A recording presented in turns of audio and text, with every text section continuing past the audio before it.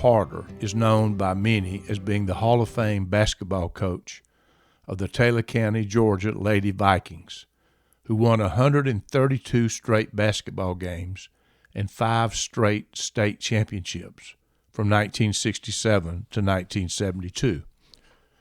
You just don't win 132 straight games of anything with a changing cast of players over 6 years without being very good as a coach. Norman Carter, the coach, made a huge impact in the lives of the girls who played for him, who learned from him, and who interacted with him almost daily during the most formative years of their lives. These girls are now senior citizens, and today, in some cases, some 56 years later, they still worship the ground he walks on. But you also learn there's much more to Norman Carter than basketball. His career as the superintendent of schools during the most tumultuous times in our state's history is a testament to his ability to lead and to get things done when it was not easy to do so. He later continued his career as a major influencer in leadership positions with the state of Georgia school system. You will also learn Norman Carter ruled with an iron hand, but served with a golden heart. In 1996, Norman founded an organization called the Golden Rule. He borrowed personal money to purchase land to provide a place for the treatment and care for girls who are in the throes of addiction and at the end of their rope. Almost 28 years later, the facility is still thriving and is now led by a lady who originally landed at Norman's feet there many years ago, just out of jail. The coach is quick to say that his own life could have gone in any direction. He was raised by his grandmother with absentee parents. As a result, he grew up with a chip on his shoulder and an attitude. But he is living proof one can make something of themselves, no matter the circumstances of life. And he knew those in his care had the potential to do the same. At 85 years of age now, Norman is mostly proud of the life he had with the love of his life he met in college and married in 1960. Jane Clements Carter passed away in 2019. Norman gives Jane much credit for his success and frankly says he never would have made it without her. When you hear his story, I think you will agree. He is also extremely proud of his 2 children, 5 grandchildren, and now a great-grandchild who now consumes his life. Coming in a close second for his source of pride are those Lady Vikings. Not for just what they accomplished on the basketball court, although he's proud of them for that, but rather more what they accomplished in life. And also the pride and gratitude he has for the girls who found hope and a new life through the Golden Rule. During this conversation, you will hear him referring to Mark and Bunny a few times. Mark and Bunny Harris were in the room with him in Carrollton, Georgia, where he now lives, and listening in to help facilitate this interview, although it turned out he didn't need much facilitating. It should be noted this couple has the distinction of being the only married couple who both won state basketball championships under Norman Carter. As Mark laughingly says, they have 6 championships between them. Bunny has 5, Mark has 1. Also, interestingly, just as we were discussing the impact Norman Carter had on the girls he coached, my wife, who was on this team for 3 of those 6 years, walked in the room where I was recording at just the perfect time and was able to tell her coach and lifelong friend what he has meant to her. When she speaks, I can assure you she speaks for everyone who had any part of those teams. So for those who do not know him, I am happy to introduce you to an amazing coach and even more amazing human being, Norman Carter.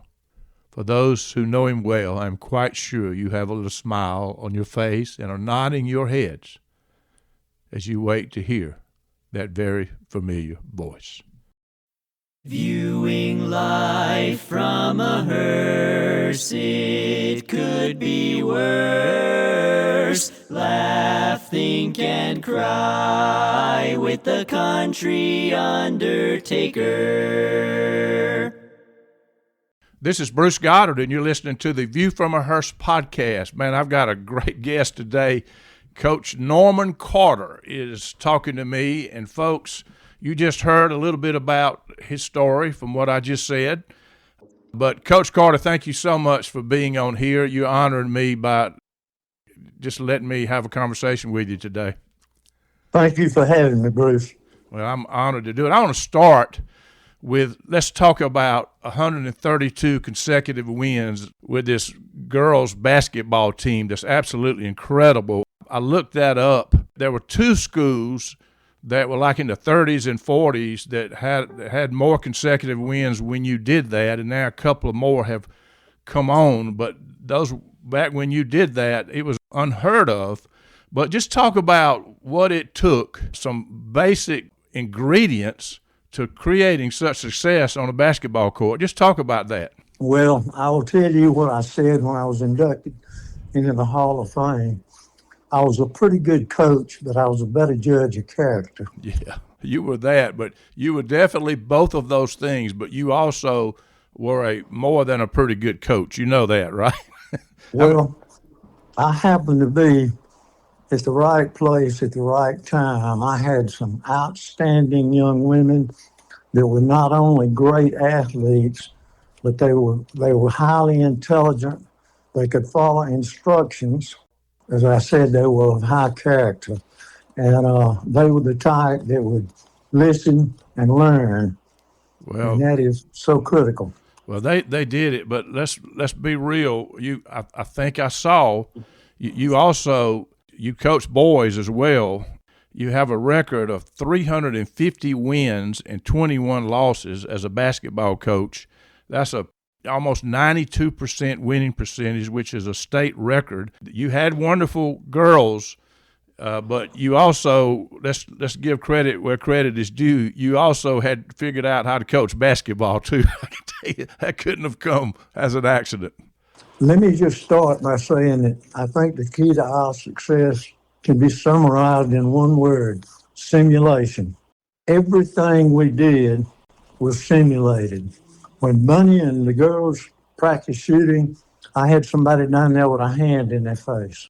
So they learned to shoot with somebody in front of them, which is, to me, simulation. That's the way it's going to be in a game.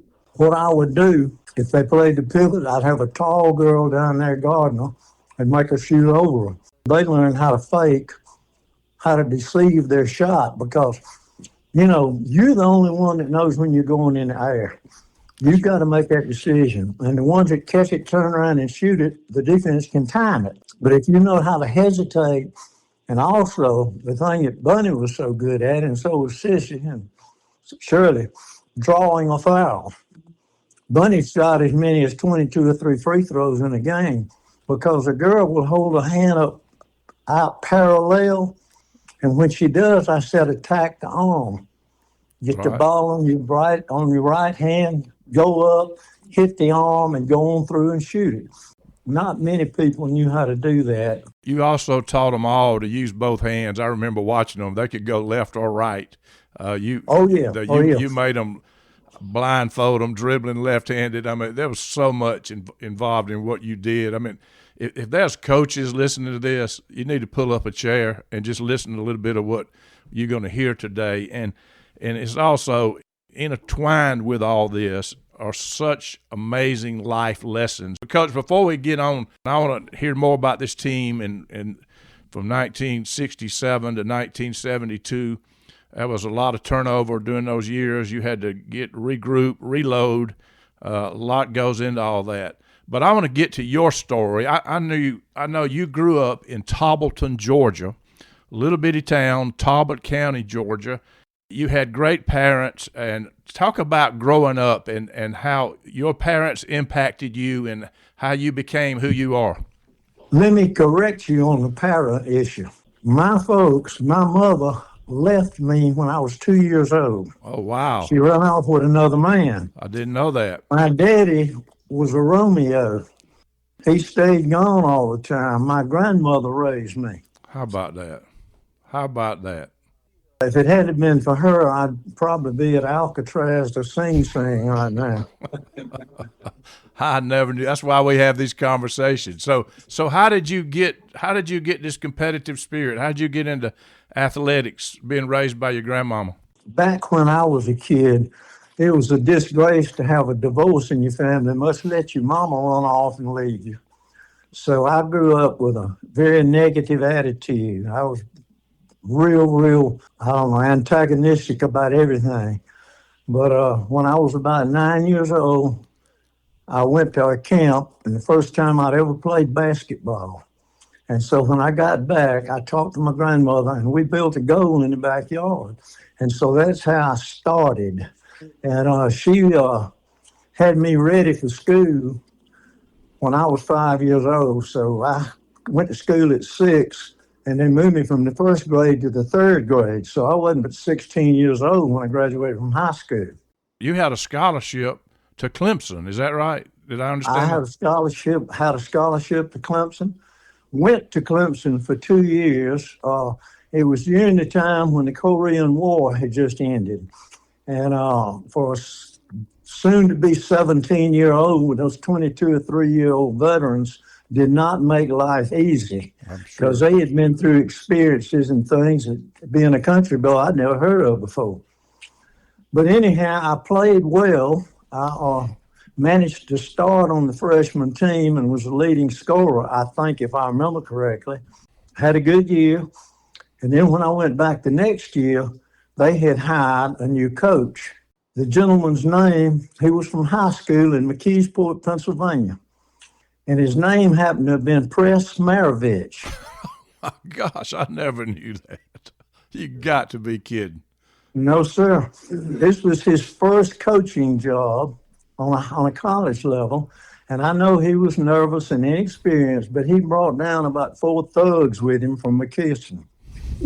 And they were from a different world than I was. And he basically, I felt like I could shoot better than anybody there, but I really didn't feel like I got a fair opportunity. So I played part of the year, and finally I decided this is not for me. By the way, those guys stole my billfold out of the locker room. Well, folks, let me put a comma there for you listening. Press Maravich was the father of Pete Maravich, and if you don't know who Pete Maravich is, Google him. He turned out to be a pretty good basketball player, so that's why I was laughing when he said Well, Press let me tell you Maravich. this about Pete, Bruce. They didn't have but 2 theaters in Clemson at that time, and one of them was in an old building. The other one was pretty nice. We would go to the picture show, as we called it back then, and we hear this thump, thump, thump coming down the aisle. And Pete was 9 years old, and he was dribbling his basketball down the aisle to go to the movie. You know, I think that was depicted in that movie they did for him, wasn't it? Didn't I remember? It may have been, Yeah. but Press lasted about, I don't know, Press lasted about 3 or 4 years, and then he went to NC State, and Raleigh is where Pete made his mark. And then LSU offered him the job if he'd bring Pete with him. So that's where he ended up coaching. That's unbelievable. Unbelievable. So you went to Mercer. I called Mercer in about January. And of course, my daddy was raising Cain because he was going to have to start paying for me going to school. But I really didn't care. I had to get out of there. I couldn't take it any longer. And so I talked to the coach at that time was Jim Cowan, but Bobby Wilder was going to take over. So I talked to them, and they told me they'd give me an opportunity. So that's how I got to Mercer. And you ended up being the leading scorer in Mercer for the rest of your time there, ended up in the Mercer Hall of Fame. You had a great career at Mercer for sure. And then you ended up graduating and you came back to Butler, Georgia. How did that happen? There may have been something between that.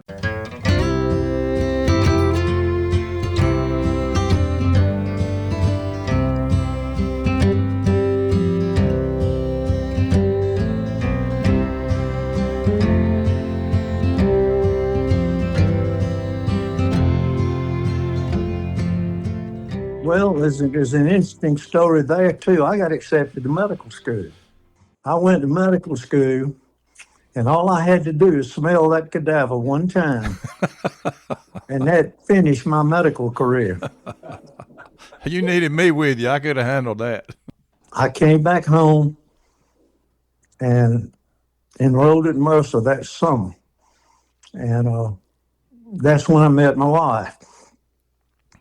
So I stayed at Mercer and graduated from Mercer, and then there was a guy that got accepted to med school from Mercer to the University of Tennessee. He was teaching physics at Columbus High School. So I was graduating in March, and so that job came open. So I went to Columbus High School and taught physics for 3 months before I came to Taylor County to Butler. And I had two students. One of them went to Caltech, and the other one went to MIT. And I had to have a little conference with them to tell them, now don't embarrass me when it comes to physics. They were real nice about it. So that's how I ended up in Mac Marshman offered me a job, and I decided to take it. And Jane was happy because she liked small towns. So that's how we ended up in Butler.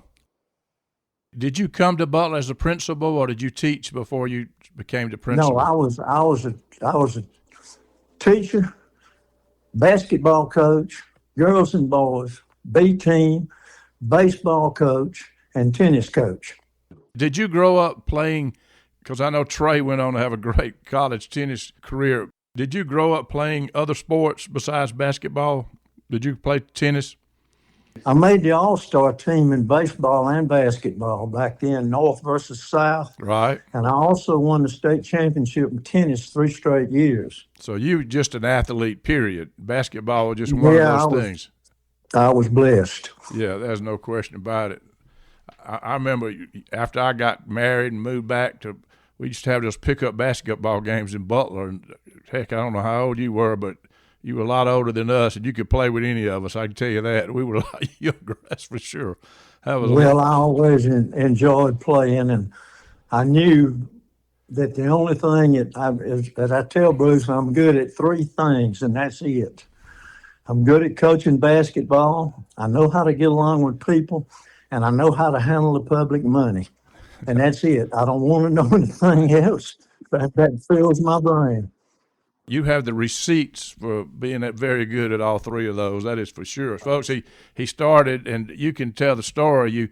You became principal. You won. How many state titles did you win total with the boys and girls, Coach? We won 7, and I coached in 11 years. I actually coached 12 years, but we won the 7 championships in the last 11 years, and we had 1 runner-up. Unbelievable. I mean, I don't know if any coach that can say that, and maybe there are, but I certainly have not known them. At one point, you had the winning streak going, and you became superintendent of schools, and you asked them, they knew that was a full-time job, can I keep coaching while I'm superintendent until we lose a game, right? Am I right on that? You're exactly right. Yeah, so they let you keep coaching, but that lasted several more years, right? 3 more years. As superintendent of schools and coaching basketball. And one of the things when we talk about state titles that I've heard from several of the ladies that used to be girls that you coached, that your focus on winning was more about the state championships than it was about keeping the record going. I know there was a reason behind that. Every year we had 3 goals. The first was to win the state championship. The second was to win the Tri-County tournament. And the third was not to lose a game. And the reason we were in that order is because I did not want the top to come off if we lost the game. Right. So that's the way we said it every year, our goals were those in that order. And you proved that out, and we'll talk about it in a minute, but I see it, and I've told Bunny this several times. I think one of the greatest accomplishments was when you finally did lose in 1972. After all of that, you still won the state championship, and that says all you need to know about this basketball team and the leadership you provided. That was incredible, and I think it had to do with the fact that was their mindset. That was their number one goal, to win the state. Although they were let down, kept playing basketball. And Well, I'll tell you something you probably didn't know. I had one basketball player the right to make them telegraph and tell them that even though we lost, we were going to win the state championship. I'll let you guess who that was. I can imagine that it's the lady I started in the first grade with named Bunny, right? You're exactly right.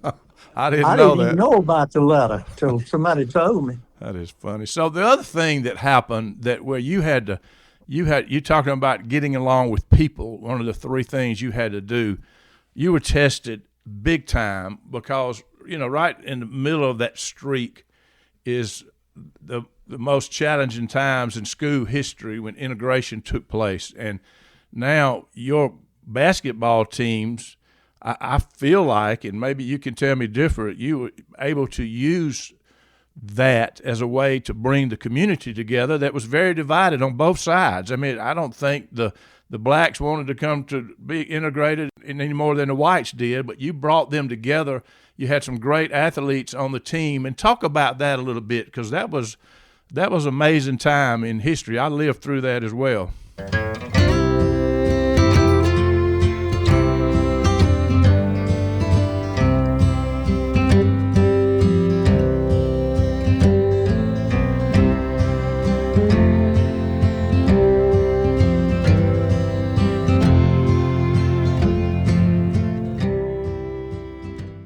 When we integrated, the first thing I did, as soon as I got everything else straightened out, I had several death threats and all that, but that's another day.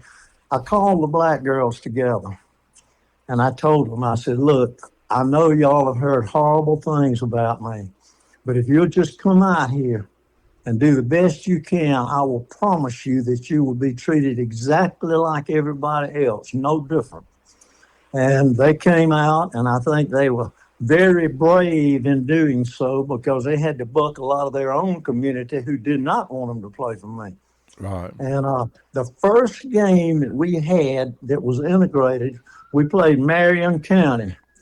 Shirley Troutman now turned her ankle. The crowd had been buzzing. You couldn't tell what they were going to do. So I walked out on that court, picked her up, and carried her over to the bench and taped that ankle.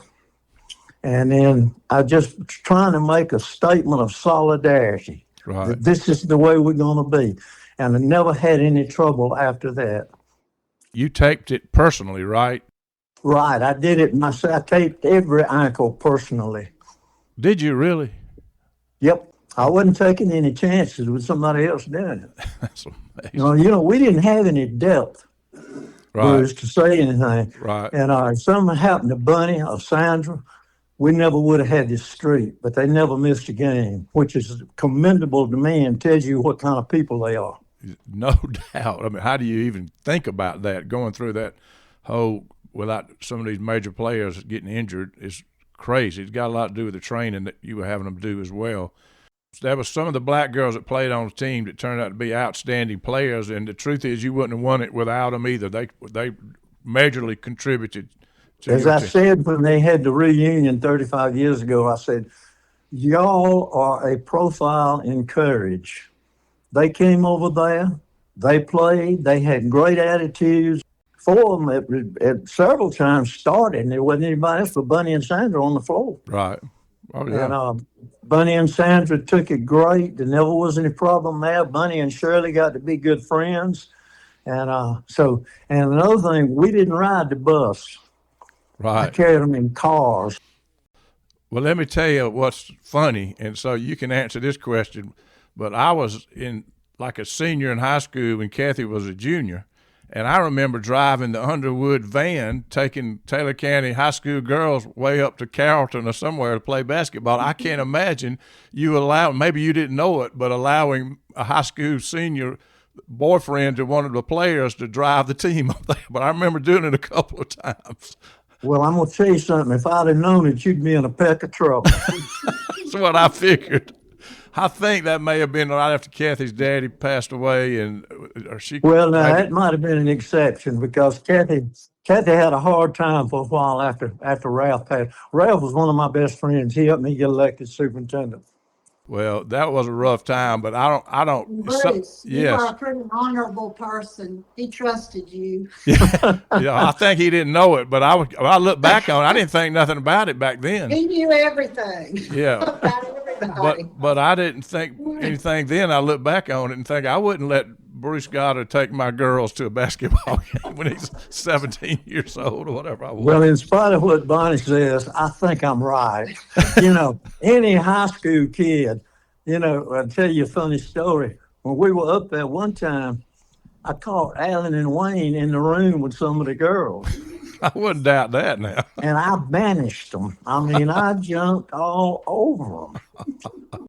And if I could have done any more than that, I probably would have. That's hilarious. There's no telling the stuff you were dealing with all those girls and guys. And, oh, my gosh.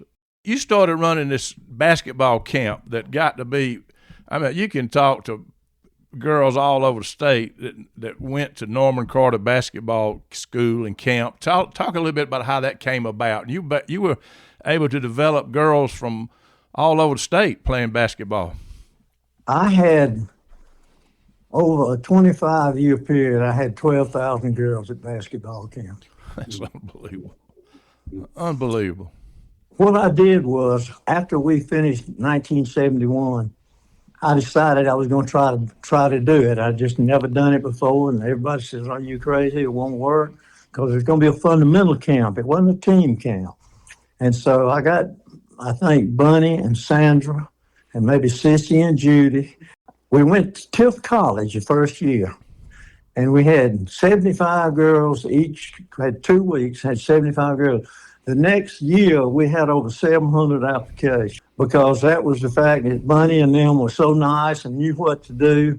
And I knew what coaches I wanted. So I got coaches that had won the state championship. If you didn't win a state championship, I didn't want to use you. And it just mushroomed from there. What happened, I think, your players like Bunny and Sissy and Judy or whoever was at the camp got to know all these other players from all over the state. So there was a lot going on through all that besides just basketball. They were very respected by the other players. I'm sure. Very important. I'm sure they were. So after you, and we're going to come back to this streak, so just hold on. But after you retired from being superintendent of schools, you had a second career. Talk a little bit about that because I want to establish what all you did in your career. Well, I started off as a regional director for the state for 1 year. Zell Miller decided that one or two of them were taking advantage of it. When you work on your own, it's easy to get lax and everything. So they eliminated us, and I went to the RISA and Americas because I knew all the superintendents. And they hired me down there, and I was a administrative consultant. In other words, I talked to all the superintendents and called them, see how things were going and all that sort of stuff. Right. So about 5 or 6 years later, they made me the director, and I stayed down there until I was 78 or 79, I forget which. Right. But it was a great time down there. I had a great board. All the superintendents were on the board. Right. And I never had a negative vote while I was down there out of 14 superintendents. It just says, besides the basketball, you had your leadership abilities carried over into everything you've ever done, and I think that's important. People know you as the basketball coach, but there's not a lot more to Norman Carter than just a basketball coach, although I don't know of many that had more success than you did as a basketball coach. Well, the thing about it was, if somebody called me, if a superintendent called me, I was going to call them back immediately. Right. And they appreciated that, and they knew if they needed me, I was there, and it wasn't going to be a day or two before I got them back. Tell them the story about the ditch. Bruce, you want to get into this? Bunny said, tell you the story about when I slipped into the ditch. Well, I'll tell you right quick. We went to the Hall of Fame banquet, Jane and I did, several years after I was inducted. Well, we were coming back home, and I was supposed to come to Carrollton and go with Trey and his boys to see LeBron James play. Well, it started, we spent the night, and when we got up, everything was blanketed with snow. I remember you remember this. You had to. We started home, and every 100 yards, we saw a car off the road.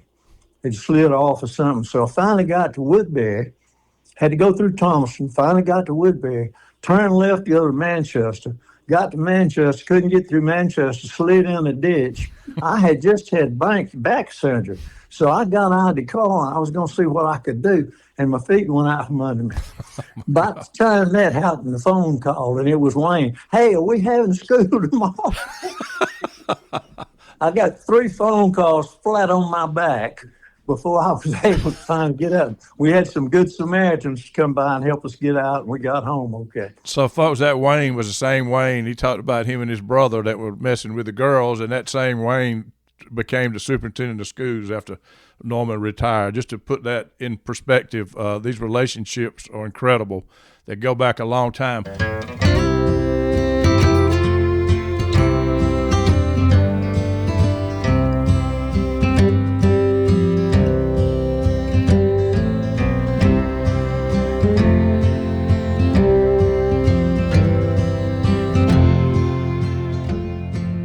Coach, later in life, gosh, this has been, I think, was it 1995? You founded the Golden Rule for Women in Addiction. Talk a little bit about that and how that came about. Well, I don't know if you know it or not, but I'm not ashamed of it. Both my children have had drug problems. Trey has been sober for 31 years. Kathy had been sober probably about 8 or 10. Me and the Lord had a long talk about this. And basically, I just said, if you'll help me get through this, I promise you I will try to do something worthwhile. So that's really how it started. How many girls have been through that? They still going on, and it's still there, and still there's no telling how many people have been through that. Bruce, I'm going to give you an estimate, but my guess would be about 2,200. 2,200. I'm guessing that I'm close. And it's still going today. Still going. Harry is running it, doing a great job. When you started that, you think it would still be going on 27, 28 years later? Nobody believed I could start it except me. I took Evan Bergamy, Johnny Bazemore, and of course Jane, and we went out to a place called the Hawthorne House in Irwin County. So I went out and I found 30 acres of land. The guy that I bought it from is now on the Flint Board of Directors, by the way. We started with that, and I went to the bank, borrowed the money, told everybody what I was going to do. It just worked out. I really don't know how, why. Harriet came to me from jail, by the way. Right, and she's been running it for years, right? About 22 or 3 years, and that was the biggest blessing I ever had. Because it's hard to find somebody in recovery that stays in recovery. Right. That's a tough job. For sure. So you mentioned Jane. Talk about her. She was your partner, married for years. She died a few years ago, but you guys had a great relationship. Just talk a little bit about Jane. Jane was my rock and my salvation. I'm the one that is somewhat insecure. Jane was steady as a rock. She got me through both the children and what happened to them. She was always there when I needed her. She taught for 30 years and never once mentioned anything that went on at school, which is highly irregular. Right. And she was just the best I could have ever done. Just so everybody knows, Trey, you mentioned, has been sober or whatever, clean 30-something years.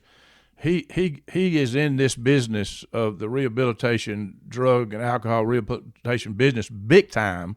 And just mention that because I think it's part of your story. I know Kathy and Trey make you very proud. In my mind, they are heroes for overcoming it because most people don't overcome it. They did, and they're still doing it, and I know you're proud of them. Let me tell you what Trey did. When he got out of treatment, he went to work for Books A Million for $5.25 an hour. He stayed there because he felt like he could stay sober there. Then he went to Georgia Southern and got his master's degree in counseling. Then he was offered a job in Carrollton, which he took. Then after that, he went back to Anchor as the CEO of the place where he had been in treatment. And then he started his own business, and he's done extremely well. And He's got 5 children, and knock on wood, because you don't never know, but so far so good. I know you having fun with those grandchildren. I've seen pictures and all of that, but you got to mention, because the athletics, Trey was also an outstanding tennis player at the University of Georgia. I mean, he was big time, and I know there's no telling how many hours you spent with him playing tennis and pushing him because you saw the potential in him, right? Yeah, he wasn't quick enough or big enough to play basketball. I didn't see any chance for baseball. We couldn't play golf because, we couldn't play every day. So I started him in tennis and started him with a guy at Callaway Gardens. And so we worked at it hard. His mama went with him in the summer when I was at basketball camp. And so he's come a long way. Well, he's done well. He played on some big time tennis teams for the University of Georgia. That is for sure. And he was McGill's last captain. Yep. Dan McGill, legendary tennis coach. Amazing. So let's go back and talk about this basketball run. And one of the things I've heard my wife talk about, and I guarantee you all these girls talk about, they loved you, but they were also had a healthy fear of you. To talk about your philosophy, my wife, you were like her second daddy, and she's got more respect for you than I think any man she's ever known in her life outside of her immediate family. But she was afraid of you. These girls, you instilled some fear in them that was very healthy. I think it had a lot to do with the success they had. So talk about that philosophy.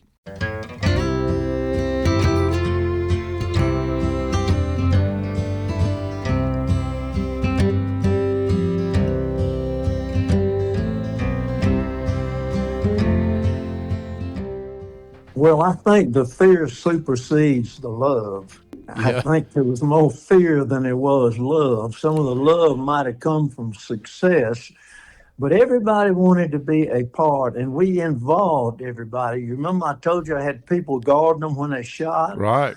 Everybody was part of the team. And I don't know if I originated this or not, but I remember when I said it long ago, there is no I in team. Right. The managers were all the ones that ended up with college graduates. One of them was in pharmacy, one of them was in medicine, another one was something. But I got the smartest kids I could find to keep stats and keep the scoreboard, because the stats are no good unless you got somebody that knows what they're doing. True. So all of those people were high-class, intelligent people, not only the players, not only the starting five, but all the rest of the girls. They were all bought into it, let's say. And I had to give them a soul talk every once in a while, but it was very rare. Well, they didn't want to disappoint you, and you had to be doing something to put fear in them. I've seen some people that were pretty good coaches, but nobody was afraid of them. But I think that was part of the ingredients to your success, that these girls wanted to make you successful. Coach, I'm going to hold on just a minute. My wife just walked in here, and I want her to say hello to you. You can cut this out, right? Hey, Coach. Hey, well, hello, young lady. It's so good to hear your voice. Well, thank you. It's good to hear yours. I still remember you sliding on that Harrison County cork. Oh, Lord. Oh, my goodness. Anyway, I didn't want to interrupt y'all. I just wanted to tell you, hey, and that I love you so very much. You'll never know how much. Well, your daddy was instrumental in getting me elected superintendent. I don't ever want you to forget that. I didn't know that. If it hadn't been for him, I don't think I'd have got it. But I remember when I came to Taylor County, and you may not remember this. I don't. But Hugh Cheek and Ralph were running against one another for representative. And Hugh Cheek came down there, and Matt Mims was interviewing him. We had the whole county schools. And Hugh kept hemming and hawing about what he was going to do. And then she asked Ralph, and he came straight to the point. And Ralph wasn't supposed to win. Oh, goodness. Well, I tell you what, other than my daddy that died when I was a junior in high school, you've meant the most in my life, and it has changed the way my life could have gone. And I just wanted to thank you. There's two that's people. The highest compliment I can get, honey. It really is. I want you to know that. There's two people I didn't want to ever, I wanted to make them proud of me, that I didn't want to disappoint them, and that was my mama, and that was you. Well, I'm proud of you. I think you did pretty well with your marriage. Yeah, Bruce was a close third. Yeah. Well, I tell you, I'm just real proud of y'all, and y'all have raised three fine boys, and I'm just glad everything worked out like it good. And you just as pretty as you were when you were in high school. No, wait a minute. You have not seen me. I've seen your picture on Facebook. Oh, I forgot about that. Ooh. Okay. Mm-hmm. All right. Well, I love you very much. I love you too, darling. All right. Wow. You got her crying in here, Coach. Coach. Well, she's a great girl. I tell you Yep. what, she had some tough times, but she made it through, and I think she married pretty well. I tell you, I was fortunate. I punted way past my cover. She stuck her head in the door, and I said, "Come in here." And I'm on headphones. I put the headphones on her so she could hear you talking. So I'm glad she did that. So let me go back to something else that I noticed that you did. And we established that the state championship was number one goal, and winning, not losing, was somewhere down on the top three. But the invitational tournament was 2, and then not losing was 3. So it was obvious to me, and this is what most people miss, that you were never afraid to lose, because you kept scheduling games with bigger schools. I mean, you were playing schools with a lot more students, Warner Robins, and all these bigger schools. So you were never afraid. Was that intentional? Did you help set that up, the schedule? How did all that work? Well, I feel like a great team needs some challenges along the way. You don't want to go into the state tournament not having some close games. And my goal really was to win the state tournament. I had no idea we were going to win 132 straight games. I'll be honest with you, because that could have happened anytime. But I wanted to win that state tournament every year, and I felt like that needed to be our first goal. But yeah, we played Warner Robins, Northside, Perry, all those people, and I think it did us good. We finally lost, but we had some close games. And as a matter of fact, we had a triple overtime game with Warner Robins. Bunny can tell you more about it than I can. I was so scared I forgot what happened. But my point is this, and you know it, and I've said this many times before, most people play to not lose. And that's not only true in basketball, but true in life. Well, what can I do to keep from losing? And some people get up every morning, what have I got to do to win?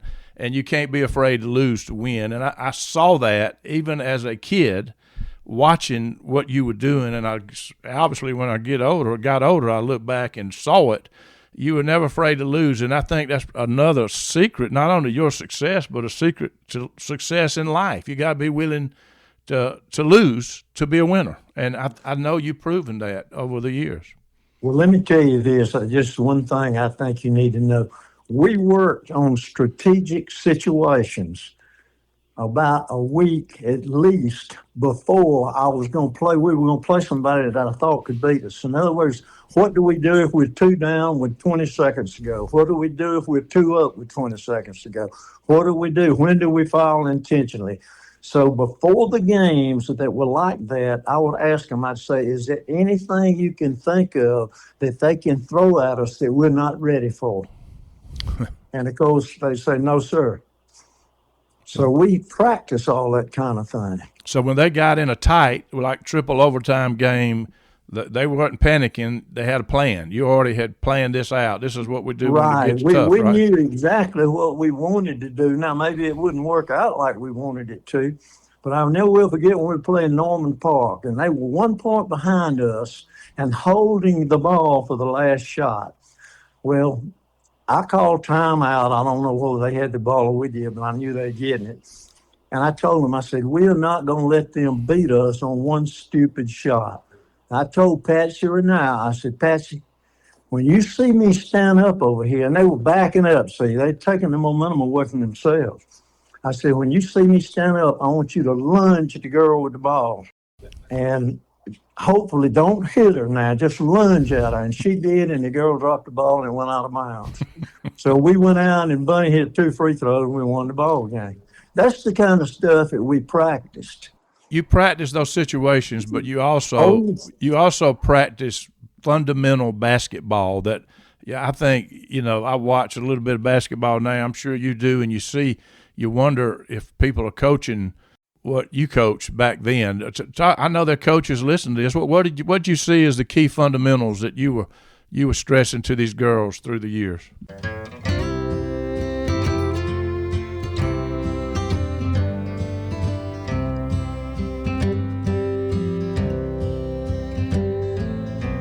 when Bunny came to me, she was shooting a hook shot one way. Well, you can't do that because what you're doing is you're telling everybody where you're going. So the first thing we did, and she caught on just as quick as a snap, I said, you want to catch the ball with both feet when you cut in the pivot. And then you can pivot either way. You can check your guard and then decide which way you want to go. If you're moving and you're laterally on one foot, you don't have any choice. You got to go up and shoot it. She caught on that. She caught on how to draw a foul. Sissy did the same thing. So How to take charging fouls. That was my charge. We used to put down a mat and we would work on charging fouls. And one other thing I'll tell you we did that I've never heard of anybody doing since. Free throws are not going to matter until the last few minutes of a game if you're in a tight game. Right. Every time we got through with practice, Bunny knows what I'm going to say. We used to put 3 on one end and 3 on the other end. And I tell them, when you hit 6 in a row as a team, you can go home. Well, that simulates a game because you don't shoot with 2 in a row in a game. You don't have time to get there and get set and shoot and shoot and shoot. So they had to pull for one another for one thing, which increases morale. Right. And when they hit those 6, they could go home, and that put pressure on them because they wanted to go home. So we did that, and we did it not all the time, but most of the time.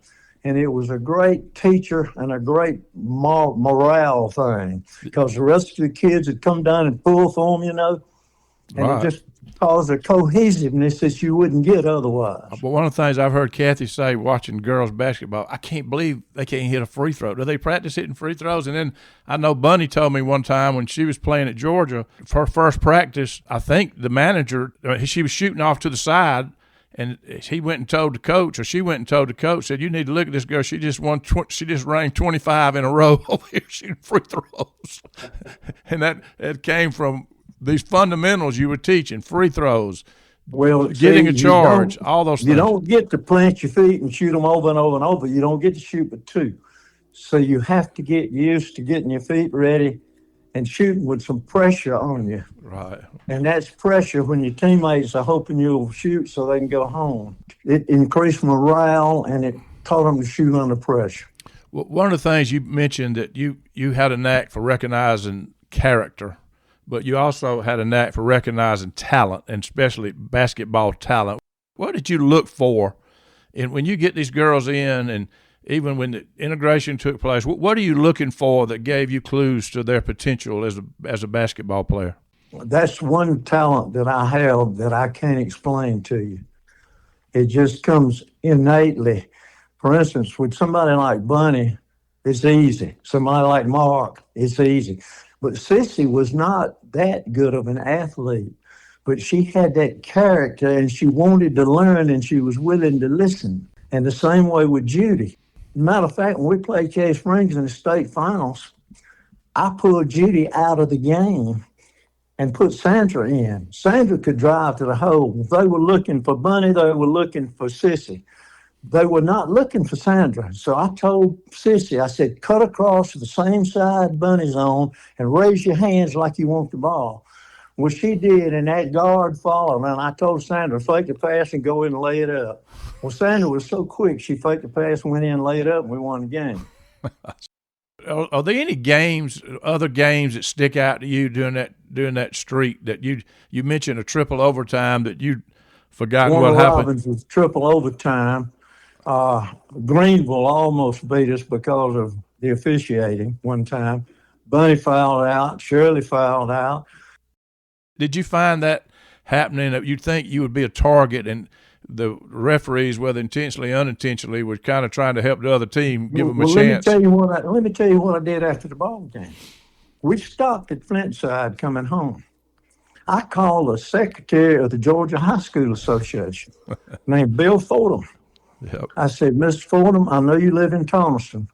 Would you do me a great favor and come to the game tomorrow night? We're playing, and I would sure like for you to see us play, and I'd like to speak to you. Never mention the referee. He showed up. They saw him, and it was a different bunch of referees.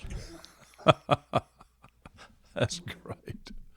Unbelievable. Unbelievable. So talk about when you finally lost and you and Perry and these girls, as good athletes, good as basketball players, they were still young girls and they were shook up. There was a lot of crying in the room.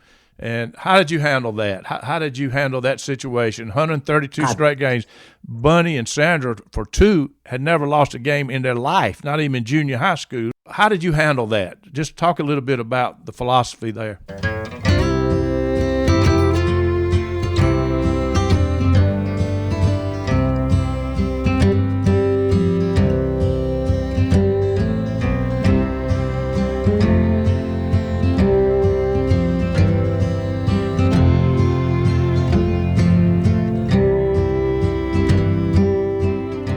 I got permission to go in the locker room with them.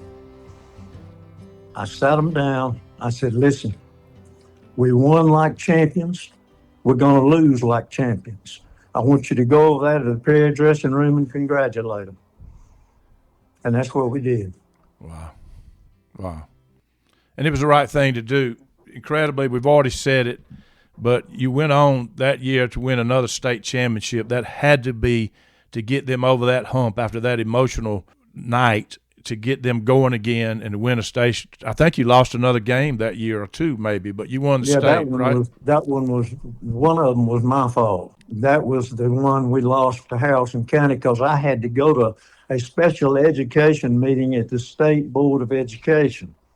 So they kept me up there too long, and I got back too late, and the girls were worried about me, and it just threw everything out of whack. Right. And so we lost that game that we never should have lost. We went ahead and beat them 4 times that year. But that one was on me. The other one was Warner Robbins, and I think we were still, I don't know what happened there. They beat us badly, but they beat us. Well, you went on to win it again, and that says something. There's one story I got to get you to tell. And our friend Harold Helms. We were playing a region tier tournament in Talbot County for some reason, and the other team was holding the ball on us. Well, I always had a saying about holding the ball. I said, girls, they can hold it, but they can't hide it. So let's get out there after them, and we will take them. Well, we had sort of a slow first half. We went in the third quarter, and it was still fairly tight. All of a sudden, some guy comes running out of the coach's office and says, you got an emergency phone call. So I got back there, and I said, hello, this is Harold Helms.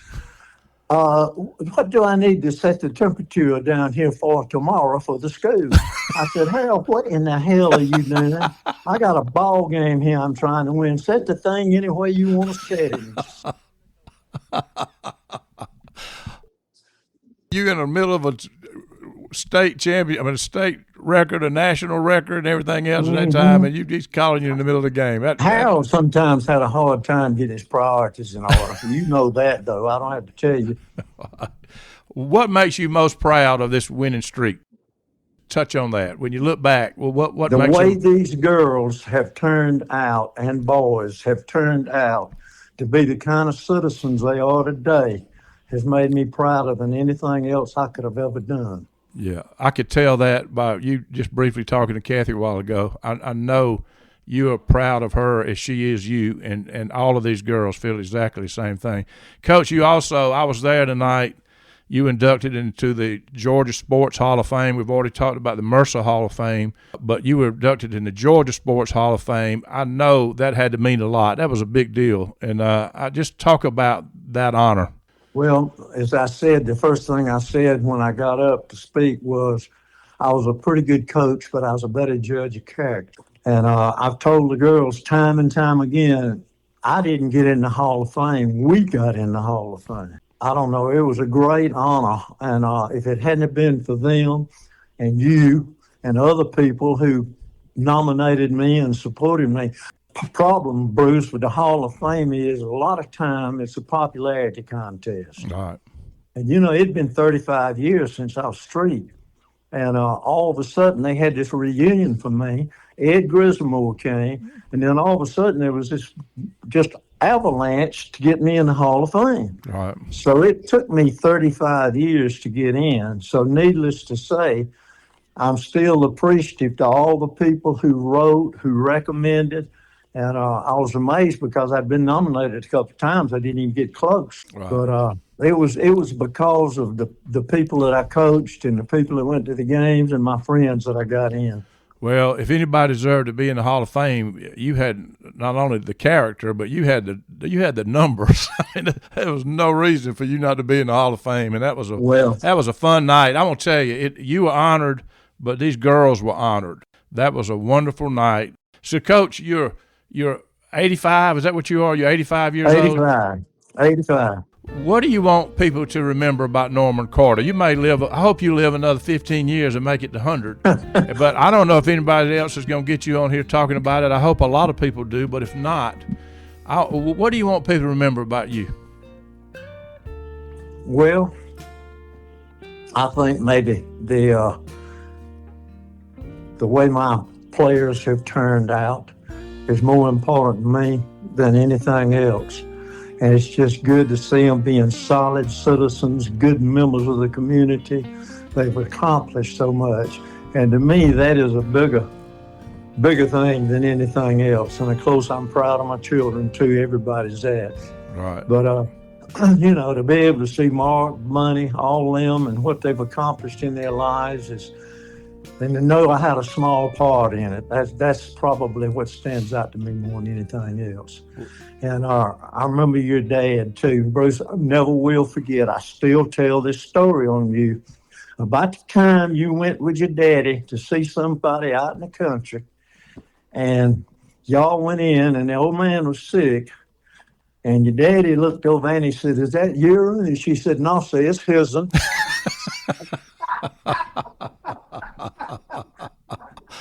Oh, my. I still remember. Well, Coach, I want to say this. You were proud of those girls and the way they turned out, and that's what you want people to remember about you. You develop people, not just basketball players. I think I can speak for all of them. You are their hero, and I want you to know that. I know that's true, and I think you need to hear that, and I know you've heard it, but you need to hear it today. That is really true. You made and continue to make, as we broadcast this now, a heck of an impact on your world. You've done well, sir, and I just got a ton of respect for you. That's all I can say. Well, I certainly appreciate, Bruce. That's the biggest compliment that I've had, and I think that's what my life, I hope, has been about, is to try to have an impact on the people that I've come in contact with. Not all of them, of course, but the ones that I coached. So, well, you've done it. You've done it, and it continues, and we're going to continue it some more here with this podcast because it's going to get out. Well, I'd just like to say how much I appreciate you taking the time to doing this. I have thoroughly enjoyed it. You're welcome, and I'm honored to do it.